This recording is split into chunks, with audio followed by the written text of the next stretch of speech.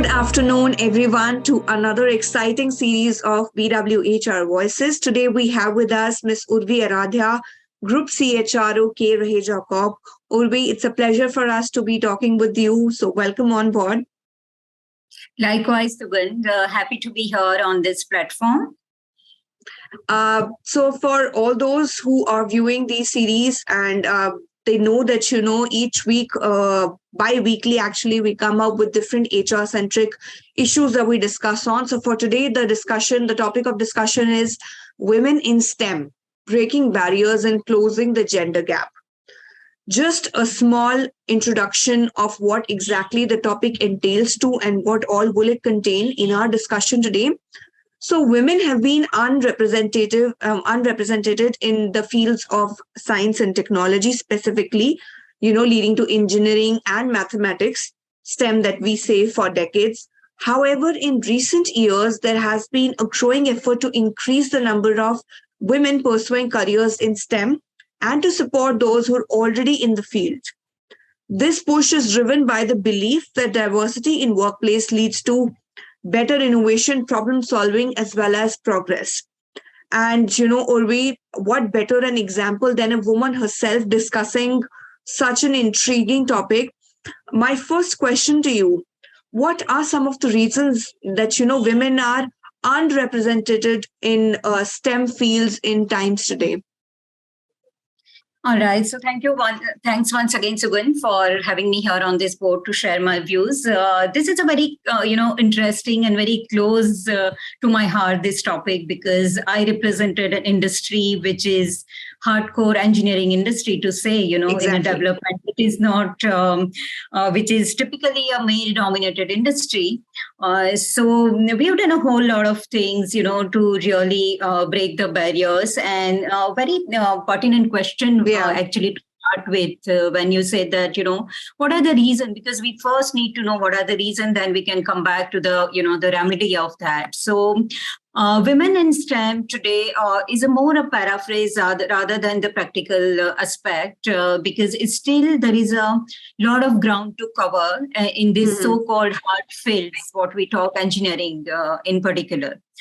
And reasons why women are not there or they are minuscule in this field is multifold, actually. It's individual and it's pretty complex as well. So actually, it starts beyond the academics and at the personal level also in women's lives while they're pursuing their career.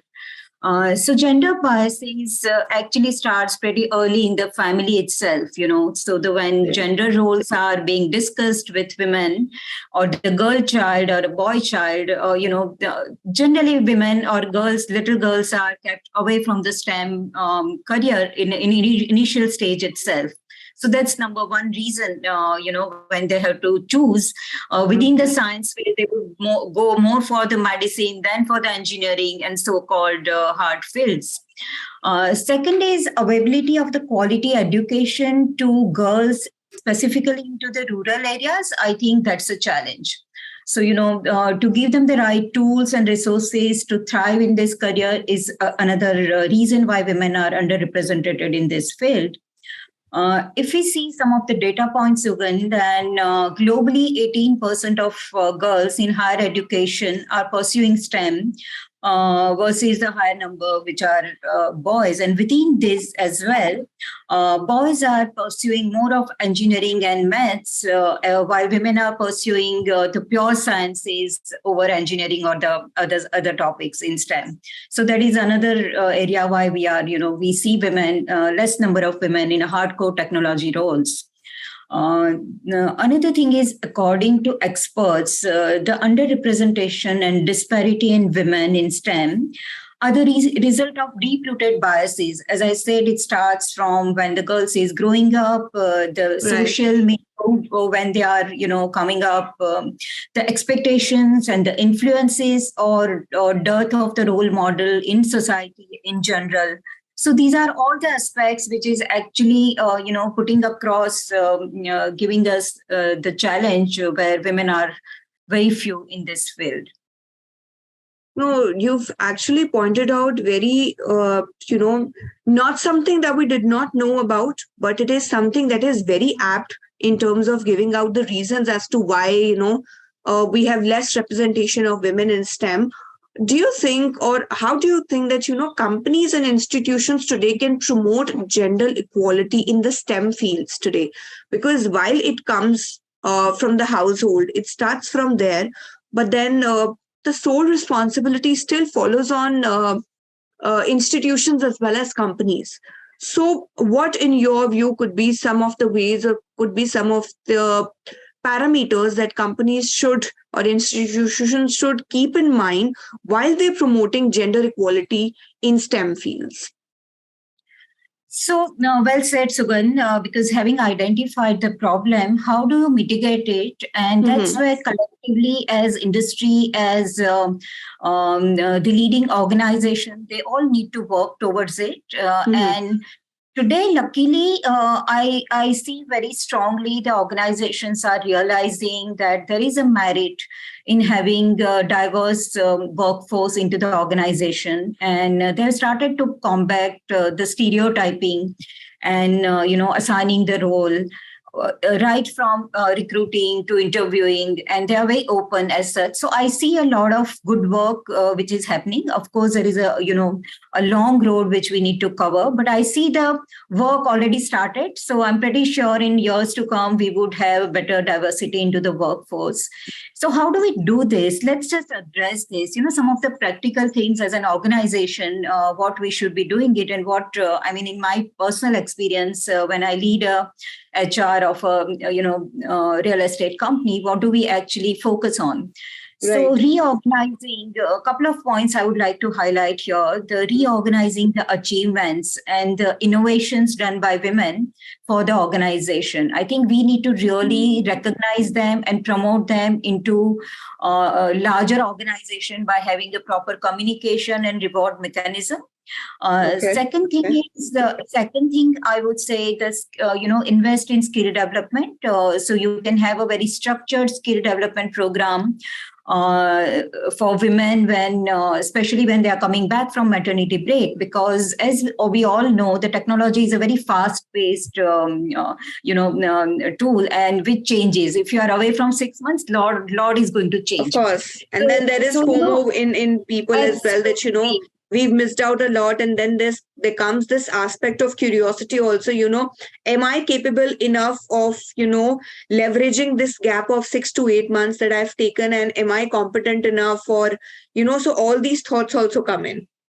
Yeah, so I think there is a lack of confidence also I see, because I suddenly see, Right. oh, my colleagues over there, they got the training, they got themselves equipped. I don't know how am I going to cope up. So we are very focused, on the moment they are coming back, we give them whatever they have missed out in a capsule format of learning capsules, which they can online, which they can do it on at their own pace, so they don't feel that they are not equipped to take over the role. That's number two.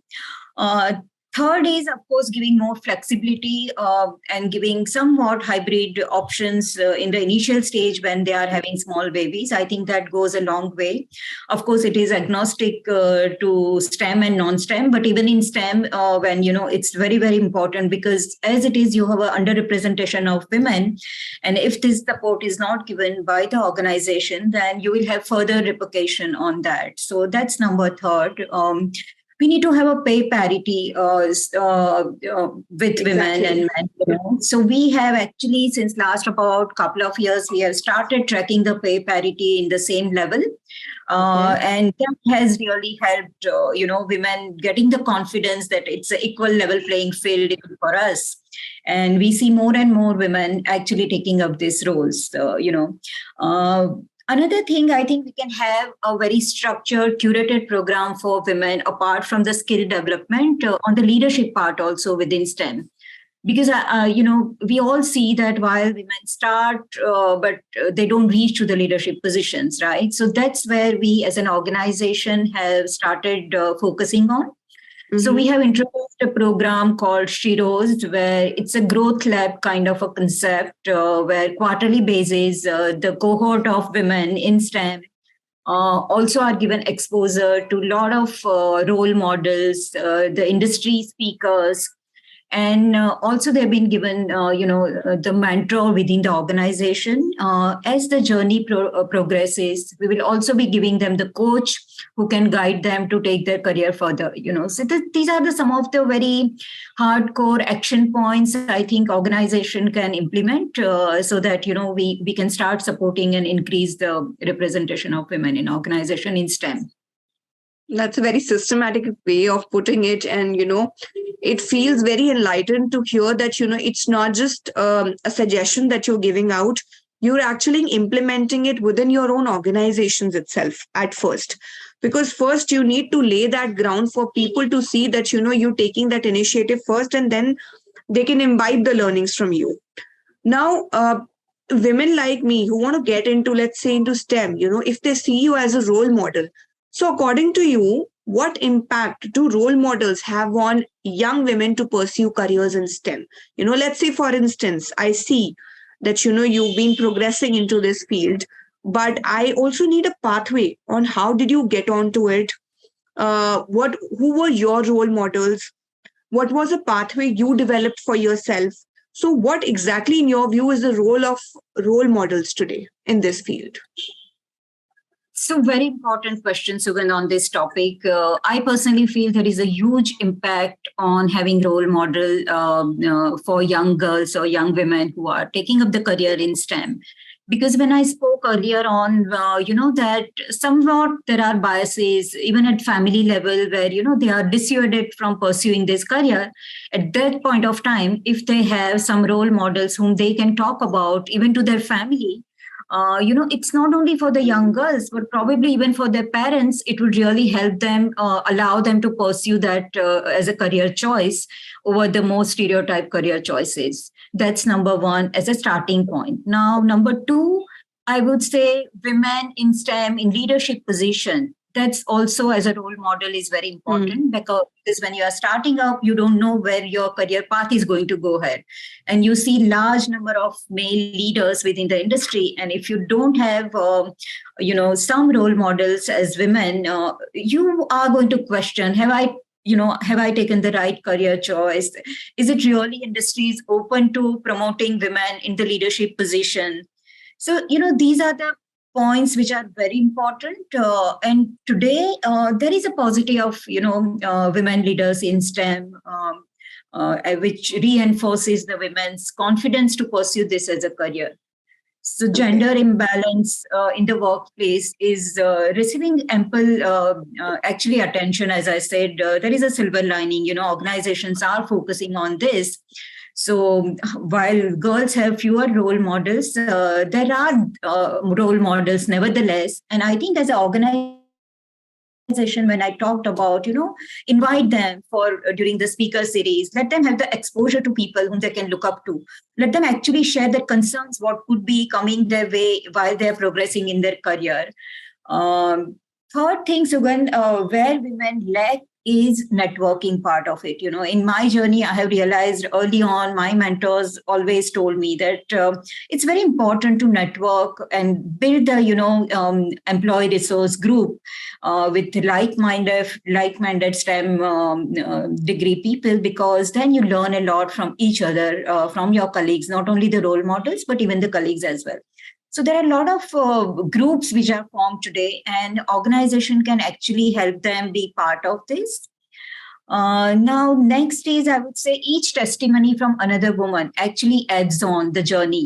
It really facilitates the journey in a huge way as an encouragement, and they will be more confident to go ahead on that.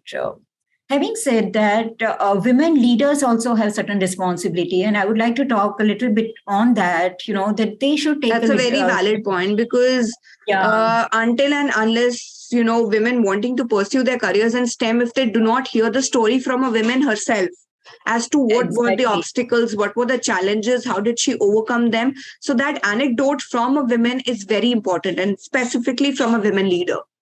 Absolutely. And, earlier time today, women who are already in a leadership position, they would have probably had a much harder time than the today's young girls who are starting in their career. Right. So I think that would really help. And, actually the women leaders can play a very active role into organization by actually putting it across and having dialogue with their HR or even the decision makers to have right kind of policies, initiatives that will help this gender gap, and there will be equal access to the education and the training and the job opportunities. So it's a multifold approach, as I would say: role model, exposure, the kind of developmental opportunity given to women, as well as the women leaders taking the initiative as well. So this would really help. And what, in your view, can be done to retain the women in STEM and prevent them from leaving due to workplace issues or challenges? Because there are not just women, actually, specifically, people who get into fields like STEM. It becomes very important for the employers as well as organizations to retain them also, because it is not an exciting journey or a field to pursue to. So, specifically, organizations working into these fields have to work really hard and extra mile to actually retain. And when it comes to retaining women, there is all the more a different challenge, because at one point they're not being given a chance to get into STEM, and if they are, then they face number of challenges and they do not have a back. Yeah. So, in your view, what can be done to retain women in STEM? A lot, actually. Right from when the family is starting to support their girl child and they are entering the main workforce, I think the responsibility shifts to the organization. And that's where the role of organization in actually putting across really hard action point, very focused and measured, that how it is each of their policy is actually giving the results and what all they need to modify to retain women talent. So a couple of points I would like to highlight here. One needs to offer the guidance and the mentoring to reassure the women that they can achieve greater things in the STEM field. Now, merely saying this is not going to actually give any results. You really need to start investing in women in STEM field, give them the right kind of opportunity, and actually have leaders in leadership positions, women in leadership position in STEM field. So just to give you an example, by putting across various policies, today we are very happy that, a typical male-dominated areas like structural engineering, we have a lady who is, heading it. We have a tax where a lady is heading. We have a, finance CFO where a lady is heading the function. Or we have architecture, again, typically who is a lot of male colleagues are there. A lady is heading the function. So when you have a lot of leadership positions being held by women, and specifically from the STEM field, it automatically actually promotes that gender diversity and the confidence among young women to pursue this as a career, and they would be more than happy to be working with such organizations which are supporting this initiative as such. That's number one. Then second is you need to work on targeting the biases and stereotypes. In a large organization, there would be people who, no matter what you do, there would be still some people who have certain biases that, okay, I cannot put women on the site or a project. Maybe it's a hard field. They'll not be able to deal with the labors. Or maybe they've just been back from a sabbatical, they're already in a FOMO stage. So they wouldn't know how exactly and how early to cope up. And believe me, when you have a lot of dialogue, and I have this first-hand experience when young girls, they say, I'm perfectly all right, but my manager is so much skeptical that I'll not be happy on this. So that's where, the organization need to have dialogue with larger section of people, not only women, but even men, that women are ready to take on the larger responsibility, the so-called hard role, and they are perfectly fine because they have chosen this field and they love that, they have passion to do this. So allow them to do that, so that lot of dialogue within the organization and a communication is something very important. Third is, of course, if there are women in STEM who are coming from maternity, so for some period for sure, you really need to focus on giving the right kind of work-life balance as well, or giving some flexibility in the timings. I think it goes a long way. The Fair career enough. in a very long ways. You have a 20, 30 years of career. Maybe a 1 year of support is not going to bring down your productivity if you support, the Right. diversity. That's the mindset we need to change. And I see that a lot of those, when you really start talking and giving them the logic, people do open up on that, and people do accept it. So that's another thing. You have to actually have very logical communication on driving the new age policies in the organization among your male colleagues as well. Another thing is, I think we need to really talk about the diversity, equity, and inclusion efforts that led to, the positive outcomes. So we need to talk about that, what all we have done and what is the outcome of that. Unless people see the outcome, it may remain a mere policy or Exactly. mere English language that you are talking about, right? But I think you really need to demonstrate that there is a very positive, tangible outcome of all this initiative. And I think that's very key thing, because I've seen a lot of organizations at times have policies, but they don't actually measure the outcome. They don't measure the productivity part of it. And that's where I think sometimes you lose out, because then you don't have anything to demonstrate. And when you're talking to business, you really need to go with the hard data, to prove your point. I think we've learned that on the way, and we have started tracking this. So I think it has really helped us. Second thing is, as I said, communication, transparency, measuring. I think these are the things which organization needs to do to retain women and help them face the challenges which they may be facing. And I have faith in them. They were your employees when they were, before they went on sabbatical or on breaks, and you trusted their instincts. That is why you had hired them in first place. So you hired basis somebody's skills and talent, and not basis the preference that, 6 months or 1 year or 2 year down the line, she's going to take a maternity sabbatical. That is not grounding her skills. She entered into an organization with the skills that she possessed. You actually screened those skills, and that is when you actually accepted the fact that, she can be a part of your organization. Then why not support her in future endeavors as well, even if it comes to climbing onto a leadership position as well. Yeah, so employee, we have to start seeing employee as a whole. I mean, we are not compartmentalized that when you are at work or when you are at home, you are going to be all intertwined into one. So these are the aspect of life, or entire career, and unless and until you address that, you just cannot have a better result. I think we need to understand the human being as a whole, rather than just in a compartment. Which then brings us stereotypes, I think. Very rightly said, Urvi. But then thank you so much for imparting this knowledge to us, for giving out time to us, sharing your personal anecdotes as well as analysis to why you think or how you think we can have more and more women in STEM, and what is the play of an organization in this journey of getting women into STEM. Thank you so much, Urvi, for taking out time for discussing such an important topic with us. People who are hearing it might have certain questions from their personal experiences as well. And all of you are very free to tag Ms. Urvi on LinkedIn, on Twitter, ask her questions. She'll be happy to respond to all your queries. But for now, we would like to extend our heartfelt gratitude on behalf of BW that Urvi, you took out time for this interaction for us. Pleasure is all mine. I would always love to connect with people as large audience as possible to drive home the point. Thank you so much. So once again, pleasure is all mine. Thank you. Thank you so much.